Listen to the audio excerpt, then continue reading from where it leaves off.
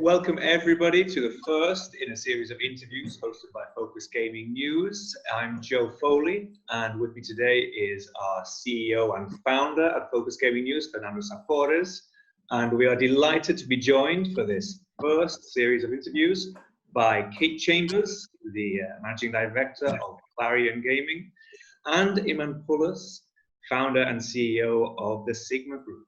So both of you, thank you for joining us. It's a pleasure to have you here for the very first of this series of interviews. I know you're both very busy. It's been 2020 has been quite a year so far. First, we had this groundbreaking collaboration between the two groups, between Clarion Gaming and the SiGMA Group, to create ICE SiGMA Asia. COVID-19 came along, but you were very quick to react and created, well, what's going to be another first, which is ICE SiGMA Asia Digital. It's been an intense few months. Was it an immediate reaction? Was there a moment of hesitation where you thought, what do we do? How do we react to this? Yeah. Shall I go first, Kate? Or yes, would you like to go first? No, you go first. Yeah, great question. And if you go back in time, back in December, the issue of COVID-19 started brewing in Asia, and that's where we have our show.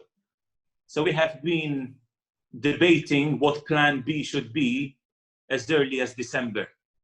So this is not a problem that stuck us just last month or a couple of months ago. We've been at it since the very inception.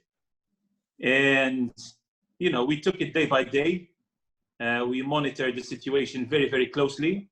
And today we have a solution where we decided to honor our inaugural dates, those in June 2020 with a virtual summit. But we decided to postpone the actual physical in-person expo and the summit to May next year. So this is the situation as we speak. Yeah. And I think from my perspective, obviously we had the big ICE London event in February. So we had a taster somewhat of operating a trade show when in Europe the pandemic was just starting to be felt. With the message was coming out of Asia.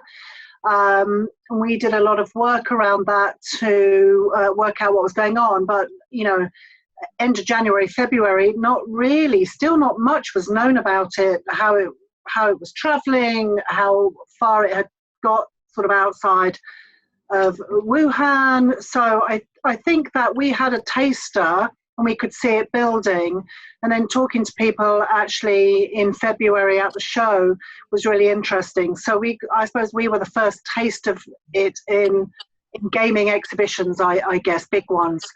So as soon as it happened and we were talking to people, you know, on site, and then the aftermath of it, because I think then fairly quickly things escalated globally with the pandemic. So we had a lot of the planning in place about what we would do in an event when we couldn't actually run a show, because people were questioning whether, you know, ICE London was going to take place. So between, I suppose, the Clarion Gaming team in London and the SiGMA team that Eman manages, we were pretty well versed and could come up with a plan pretty quickly, I think. Excellent. Yeah. So a lot of foresight, and you were able to react quickly to pull together. Yeah, and let's not forget also that we work in an industry. Okay, our events, they have been hit pretty substantially. However, our clients, let's say a good chunk of our clients have not been hit so severely by COVID. And I'm talking about the online gaming clients, not so much about the land-based gaming companies. So when we decided to move the show virtually and move the actual expo to the following year, the feedback from all our clients, I can practically say all of them, has been extremely encouraging, and they supported us all throughout. So they did, I think, kudos to them, and they deserve a mention. our clients have made our transition very, very smooth. Excellent. So, well, we have Clarion Gaming and SiGMA coming together in Asia in June for what's a huge market that, despite the very challenging circumstances, is a market where a lot of companies are still interested in investing. What can ICE SiGMA Asia Digital offer to investors who are looking to invest in Asia? Yeah, look, it's not just investors, it's the entire community. We both have offices in Europe. Kate is based in London. I have an office in Malta, even though I'm based in the Philippines myself. And one thing that I can tell you for fact, at least in Europe, is that the market is slowly being saturated, has become saturated. You have so much fragmentation of regulated markets that most operators are finding it a bit harder to keep flourishing within Europe. So this is the pitch that we have made, not only to investors, but the entire gaming community. Listen, and this is the pitch that we made. Listen, we understand that growth within Europe is becoming saturated, and we felt that now was the right time to look east, look into Asia, because that's a market of 4.5 billion people. It's not a small market, it's an emerging market. Asia's not going anywhere in terms of its significant power worldwide. And we strongly believe there's a great potential for all operators, suppliers based in Europe, based in the US, to explore this opportunity with us. Excellent. Kate, do you want to add something else? Yeah, I mean, I think that, Eman's absolutely right. When we start to look at, our communities that we serve, then, the iGaming community generally has not been badly affected by the pandemic because people trapped at home, they are still gaining players and players are still playing. I think the sports betting industry has obviously been impacted, but because they are digital anyway, they run a virtual platform, they've been able to adapt quite quickly, some of them. So, they've picked up, whether it be casino games or fantasy games, and I think that they've partnered, you see a lot of new partnerships for those companies to survive. One of the worst hit, obviously, is the land-based gaming industry. I think virtually I can count on one hand the countries where casinos are still open. So they have been terribly affected. Nobody's buying anything, nobody's selling anything, they're not turning over any revenue. So I think that, at the moment, this is about a double play. So for all the events that we're doing, virtual or not, and this is especially true of a launch event like SiGMA ICE Asia, is to say we're there to support you if you want to buy or sell or just learn or actually just prepare for reopening, and how you can respond and come back as strong as you possibly can. So regardless of whether you're in iGaming, sports betting or land-based, it is an event for you. The regulation is very different across those three areas, particularly in Asia. And I think this is about supporting the industry. When we, both myself and Eman, are very aware that we operate in an industry which has supported us to develop a series of products which have been hugely successful. And actually, this is now an opportunity for us to give something back. So that's really a message to support the industry while it's suffering somewhat, and to say, we're going to put on this virtual event for you in preparation for when we can all meet face-to-face next year. So I think it's an important time for us, particularly, to be doing something virtual, particularly in an area like Asia. Yeah. And I would say it's even more pertinent now to carry out with these summits where you're providing content. Probably before COVID-19, most operators have been busy running their day-to-day business, and they didn't have the time to take a step back and analyze what's the potential out there outside of Europe, outside of the US. And I think this is an ideal time for operators, for suppliers, for regulators, for lawyers, law firms, to take a good look and assess a bit with us what the market in Asia is. So plenty of time available. A lot of us are working remotely from home. And this is what the pitch is from our side. Good. Do you want to tell us a little bit about the format for the Asia Digital event? What do we have to look forward to on June 8th to the 10th? Eman, that's over to you. Yeah, so it's going to be a virtual summit. We, both SiGMA and ICE, will have 2 streams unfolding over 3 days. And let's say one of the delegates is tuned in on ICE Asia. They will also be able to see what's going on SiGMA Asia at the same time. So we're working hand in hand with Clarion to make sure that the content doesn't overlap. And let's say I'm mostly focused on the online business side of things. If there's a tier which is not so interesting on one platform, we make sure that there's something different on the other platform. Mm-hmm. So we're giving the audience a really good choice to stay tuned across all 3 days. Mm-hmm. Excellent. We're certainly looking forward to seeing it come together. Yeah. There's also, again, we spent so much time researching a bit what's out there and what's needed. And one thing we're also adding is the Deep Tech Summit. Mm-hmm. Think about it. There has rarely been any conferences out there that focus purely on tech content.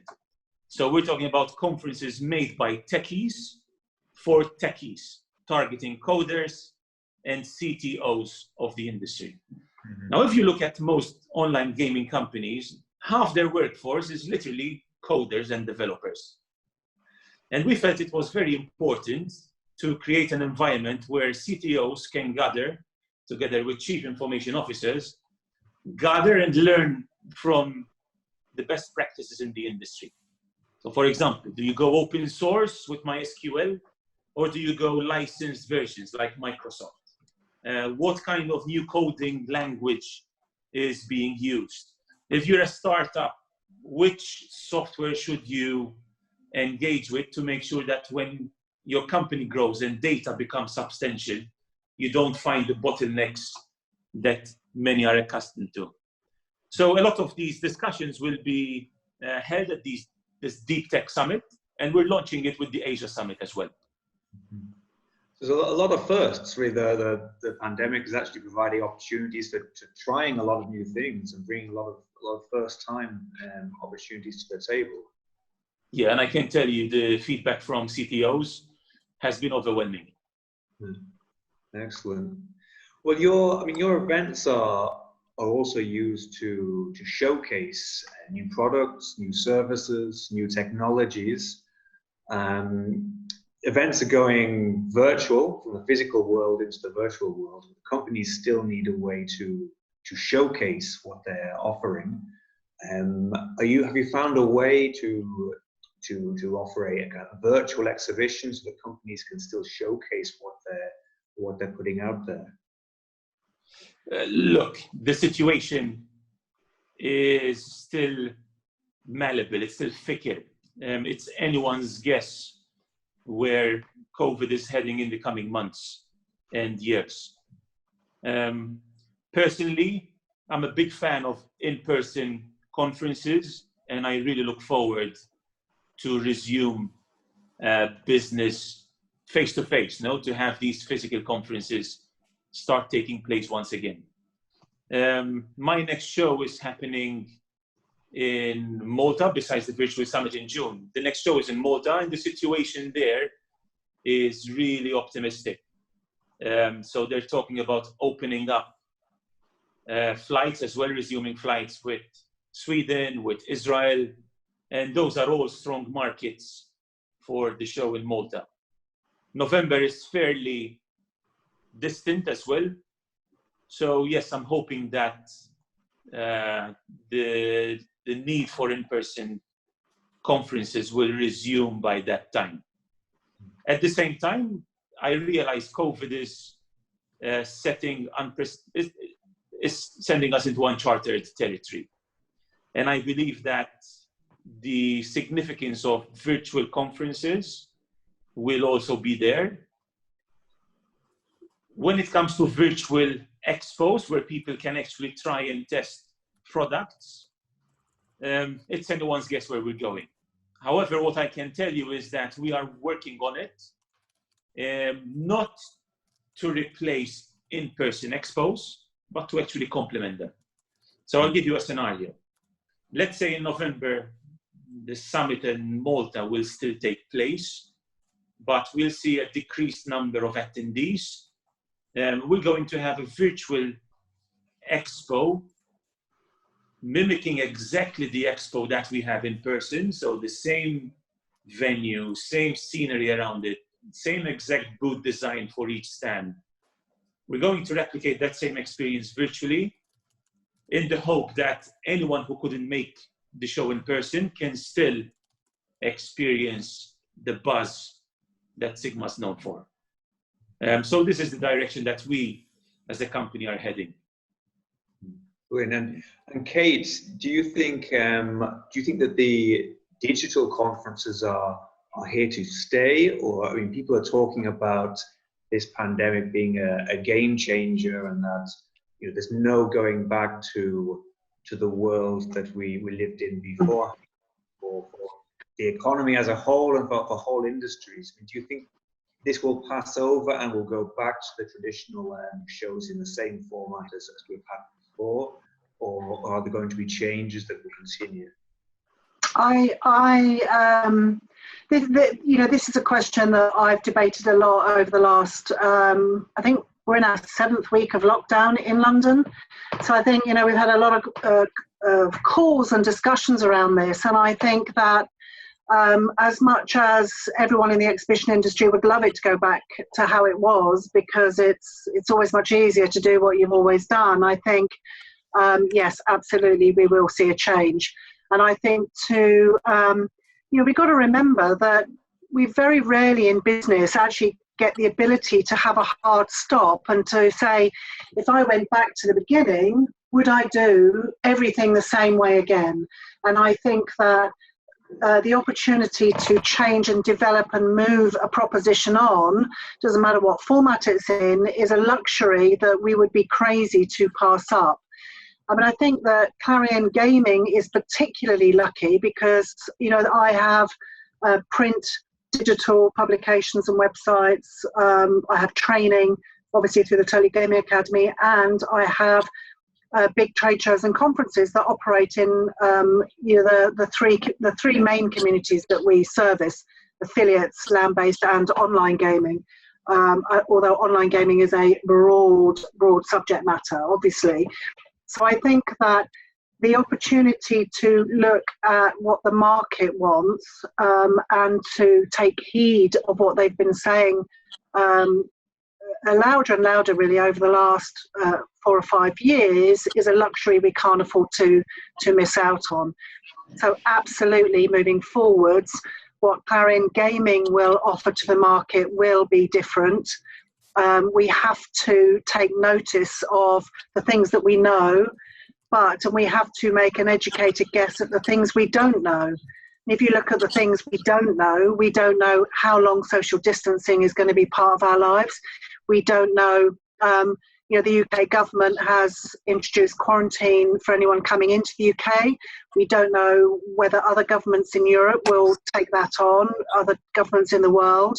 You hear lots of stories from all over the world in countries, particularly countries like South Africa and parts of South America that are yet to reach their peak. So I think that debating how events will look is an ongoing conversation, and I think it's fluid.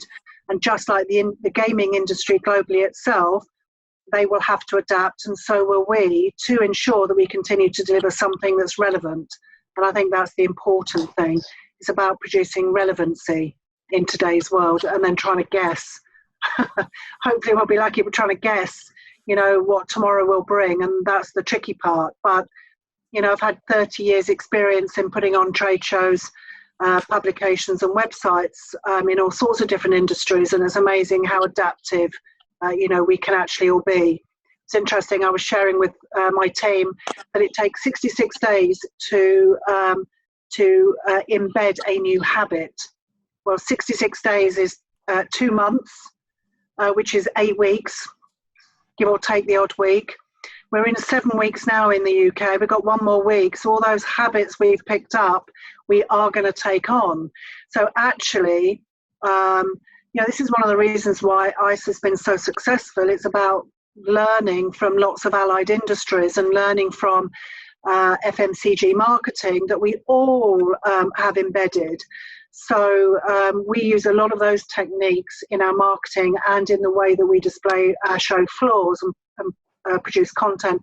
And I think that it's when advertising particularly starts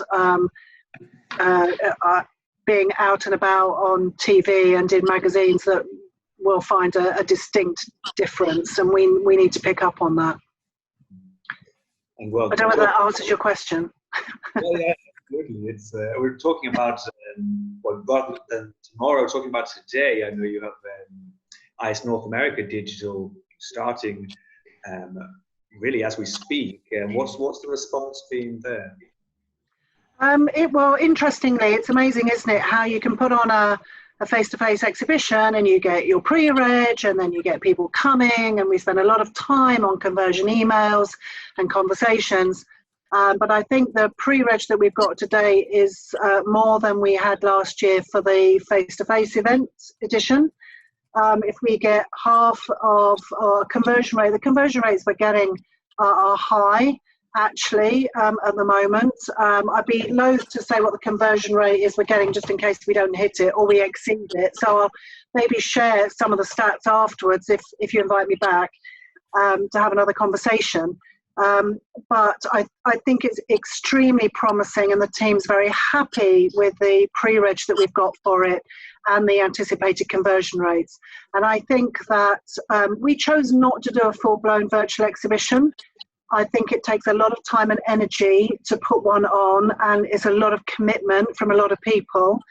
So we've tended to say, well, we're actually going to put the live event on next year, but what we want to do is to take the live content, or the content that we had prepared to deliver now, take what is still relevant, because the market's changed obviously since we did all the conference content, and to push out a series of virtual events, whether they be pre-recorded, fireside chats, panel debates, keynotes, in different formats. So it might be a vox pop, might be a podcast, might be an interactive meeting live through our webinar portal, just to provide some changes in the way that people want to learn. Not everybody wants to learn or engage in the same way, so we're trying to use lots of different formats to try and engage with everybody.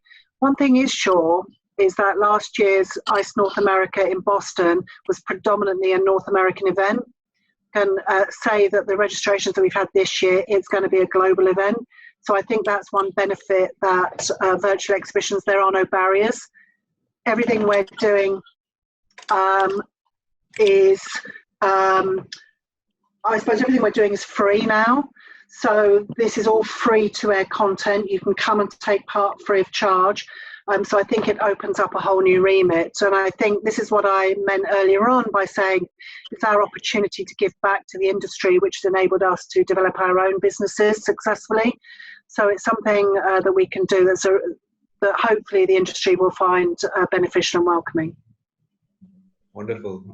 A truly international events and so much variety. So it sounds extremely promising. Yeah. And we're certainly looking forward to seeing the results and of course, to seeing the ICE SiGMA Asia Digital collaboration in June with the Deep Tech Summit for CEOs. And of course, we hope the SiGMA physical event in November.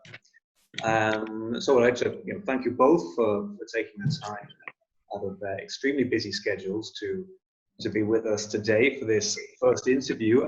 If either of you have anything else you'd like to add about the forthcoming events, particularly the event coming up Asia Digital in June, please, anything else that you would like to add for us? Well, if there's something to add is now is the time to study a bit the market out there. If you're based in Europe, once again, there's ICE North America taking place this week, or is ICE SiGMA Asia taking place in a couple of weeks. Look into those markets. Other companies have successfully penetrated those markets, and you could be the next one. Yeah, there's Cool. a shortage of opportunities to learn and to learn more about the market and expand your knowledge during this time. You're both providing excellent resources. Well, yeah, and I suppose. Yes, Kate, please. Sorry, Fernando. I was going to say, and also for people that engage with any of our events, whether they be virtual or physical throughout the year, and I know I speak for Eman as well, is we value the feedback from the industry, because we can only get better if we get honest feedback. So honest feedback is always welcome. Okay, that's perfect. I want to thank to both of you. As Joe said, you are very, very busy these days. You have a lot of work to do, and thank you very much for starting this kind of series of interviews. Thank you very much. My pleasure. Thank you, guys. Bye. Thank you, Eman. Bye. Thank you, Kate. Bye-bye.